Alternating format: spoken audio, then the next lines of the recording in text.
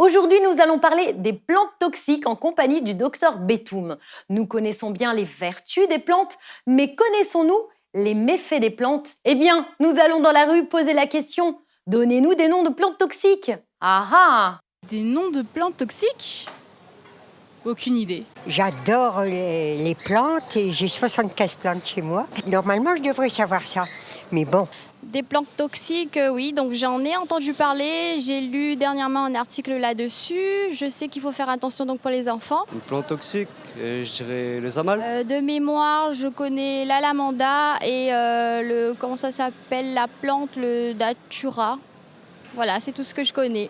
Et c'est déjà pas mal. Beaucoup ne savent pas le nom des plantes et parfois on les connaît sans savoir ce qu'elles sont ni leur nom. Alors, ce qui est important quand même à savoir, c'est que toutes les plantes sont des choses naturelles. Ce qui est naturel n'est pas sans danger. Il y a parfois, avec certaines plantes, une véritable dangerosité à les consommer ou à voire même les toucher. Alors, qu'est-ce que ça peut donner comme symptômes? Des symptômes, bien sûr, alarmants qui peuvent aller des simples démangeaisons cutanées, la gorge qui gratte, des sensations de fièvre, de transpiration, de malaise, de palpitations, de douleurs digestives. Enfin, quand on en arrive bien sûr au vomissement, diarrhée, voire perte de connaissance, cela est vraiment très alarmant. Alors que faire? Que faire? Tout d'abord, en cas de signe, prévenir le 15 s'il y a une suspicion d'intoxication, où c'est le centre antipoison à La Réunion, et puis après, si possible, bien sûr, faire des photos de la plante pour pouvoir la faire reconnaître, vous informer pour éviter que ça se reproduise ou pour éviter que cela arrive en vous renseignant auprès d'associations. Si vous avez des noms de plantes, Internet. Si vous avez un pharmacien ou un médecin qui est passionné par la chose, vous pouvez en discuter avec eux. Et puis surtout, attention, ça peut être très dangereux. Je vous propose d'aller à la rencontre de Monsieur Herman. Il s'y connaît en botanique et il va tout nous apprendre, ou presque, sur les plantes toxiques. Comment les reconnaître? C'est le reportage du jour. Herman Thomas, je suis naturaliste de passion. Je travaille aujourd'hui au Parc national de La Réunion. Là, on est donc dans le jardin de Monsieur Colette, donc qui recèle de plantes. Il faudrait, c'est que essayer de regarder un peu les plantes toxiques que l'on a dans le jardin.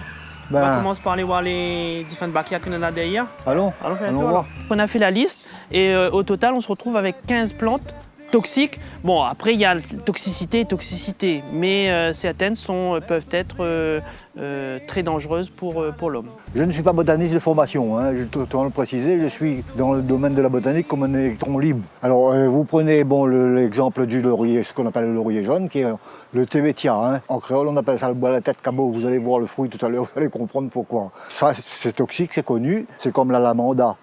C'est la même chose. Mais on sait que c'est toxique, on fait attention, c'est tout. Et après, vous avez le laurier rose qu'on sait, mais ça, on le sait très bien parce que ça a empoisonné énormément des militaires à l'époque qui étaient venus à La Réunion. En fait, à La Réunion, il y a très peu de bouquins qui traitent spécifiquement des plantes toxiques. Donc ici, moi, je l'ai récupéré en Afrique du Sud. Et donc, c'est là-dedans qu'on peut retrouver certaines de ces plantes. On a plus de 3000 espèces présentes à La Réunion, mais pas tous sont toxiques.